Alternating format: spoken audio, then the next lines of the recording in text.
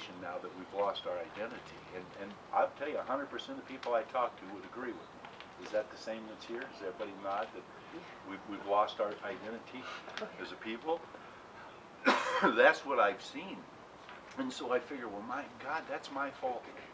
Because I'm not out there telling, at least my son, and I say, well, who am I? So each of you that nodded your heads that we've lost identity of who we are, you have to ask yourselves, who is it that we are? And so I did that with myself. And I got back and I read a book about the founding of our Constitution, who our founding fathers were and who we are. And this is who we are. I'm going to tell you who we are. This is what we need to teach our children. This is who we are. Our founding fathers were deists. They believed that there was a creator, some form of God, some sort of creation that made an order and an existence for everything of which we are a part of. And all power and all rights and everything comes from that source. And it comes particularly to people that were somehow set aside over all the other animals because we have reason. And they believed that man was given enough reason naturally to figure out how to manage his own affairs. Not that he was doing a good job in the past, but that we at least had that ability. And the idea is that if I don't have the right to tell you what you can take as medicine or put in your body for food or anything else, if I as an individual do not have a right to tell another individual what they can do, then government does not have that right. And that's who we are. We stand up for first of all, we do come from a deity. Figure it out yourself. They never argued about denominations. They weren't interested in Catholic or Methodist or Protestant or Islam or anything else. We all have to be accountable. And they believe that what we were given, we are accountable for in the future, as well as we have an accountability for the whole world to bring this freedom and this spirit of keep the government, keep the king, whatever, away from people. Allow them to do what they can do. Sovereignty. And where our government is going, where the world is going, what has to happen for this one world order to come is they have to get rid of the sovereignty of the United States of America, which means the Constitution has to be destroyed. And it is under massive attack right now. And they have to get rid of cash. We have to become a cashless society. Woo! So there will be marks. The mark of the beast, if you're a Christian and you understand its interpretation of what's going on, is already happening. People are lining up for this. The technology is there. To give you an example, you go to South Beach or the places where all the jet setters go, and with the scantily dressed girls, nobody carries purses, or and so they get these chips in them so they can go in and they just scan them, and that's how they pay. I've been talking about that for years. Yeah. So they're our animals. Get the chips in your animals so we can find out where they are and so forth. They're putting these chips now in our money. So they're scanning it. They're scanning at the airport. They're looking for the money that is leaving the country, because people know what kind of trouble we're in, and that fear has these people absolutely freaked out. They think that we're as much of the threat as anything else. The problem is nobody. There is so much fear, and fear is just a lie. It's a deception, but that fear has the whole world. It doesn't matter whether it's right or left. The difference between Republican and Democrat is that far. And we argue between Democrats and Republicans so much about something that doesn't make any sense that now we can't come together to agree on anything. And it doesn't matter whether it be in Washington, doesn't matter whether it's locally in the state.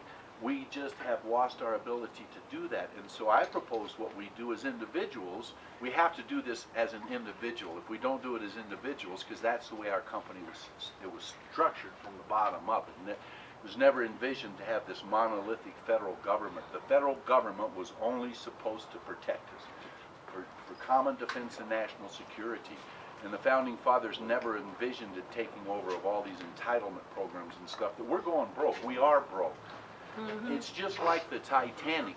We're all on the Titanic right now, and we're heading towards a damn iceberg. But we are so prideful that we think that just because we're human beings, that this is the Tower of Babel all over again, girl. It is, where man thinks he can take care of everything, including getting to heaven. And that's what society has begun. We've thrown God out of this country.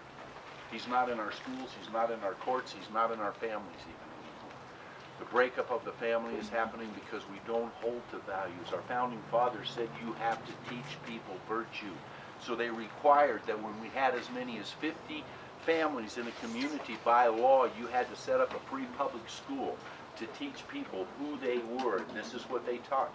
They taught reading, writing, and they called it ciphering, but it's arithmetic, history, geography, and Bible studies. And they realized that they had to teach people virtue, that without virtue, this experiment in freedom wouldn't work. If people learned that they could vote money to themselves, the experiment was over, and that's what we find out now. All the elections are about who's going to get the money. Well, you elect me and the price of oil or this or that or whatever. It's always been run by the money. We've got to take our country back by going back to those basic principles that the founding fathers agreed upon before they wrote that Constitution. They couldn't agree up here either. So they had to agree with principles down here. And each one of us needs to come together and understand those kinds of things and understand the force that we're fighting. But back to the medicine. I get a little political every once. So I got into some medicine over the last 2 or 3 months. The dosage really hadn't changed that much. But I was going downhill, and I got 20% increase in the blood counts the last time I went to take a blood count. And then got some new medicine that now for the last week I've been doing this, and I can feel it in the difference. It wouldn't surprise me at all when I go in next week to get my blood tested again. We're not back on the track of down the cancer again. So I can rant and rave about a lot of things, so I just am here to resource person. If there's any questions, I can answer anybody about anything. Yeah. I had a question. We've been trying to get a hold of Dr. Bob Millamede for the 420 festival in Colorado Springs. Because last year we got a hold of Miko Hester Perez for the Autism Foundation, and this year we had Bruce Reimers. We had him last year, and then you were there this year as well. We appreciate that. And we've been trying to get a hold of Bob Millamede. Everyone talks about Bob Millamede and how Come down to the hemp store in Manitou tomorrow, high noon to 4:20. We're going to be demonstrating the hemp ice cream. Have you guys heard about hemp ice cream? This ice cream, the nutrition in this product, there's as much protein in the ice cream as a dinner. Nice. There is no milk, no dairy product in it, no gluten in it. Oh, perfect. This thing is delicious. Adults are coming in buying this dessert for their children because it's a healthy dessert. We'll be demonstrating that there tomorrow, as well as we're going to have the guy that's doing this stuff come down and weave hemp. I don't even know enough to talk to you about what it is that he's doing, but we're going to be weaving and making hemp string ropes or whatever.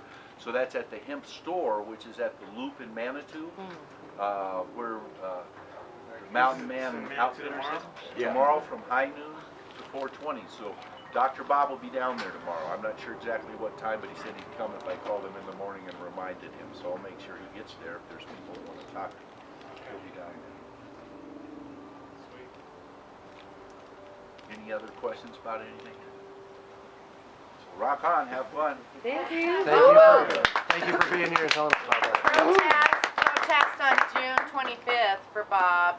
His trial is starting on the 25th at 8 o'clock in the morning is when we're going to start the protest. If you see our stuff on Facebook about when we're going to the courthouse and stuff like that, yeah. So that's what we're talking about. We go Monday protest morning, something. 8 o'clock, protest. Yeah. 8 o'clock this Monday morning, there'll be a protest in front of the courthouse for Elisa's trial. Her jury comes back for completing their deliberation at 9 o'clock, and the verdict on her should be tomorrow. Now, Dan May is trying to say that she doesn't meet the qualifications of being a caregiver. Fuck Dan May. Can you believe that? What was that? Fuck Dan May. I didn't hear you. Fuck Dan May. That's it.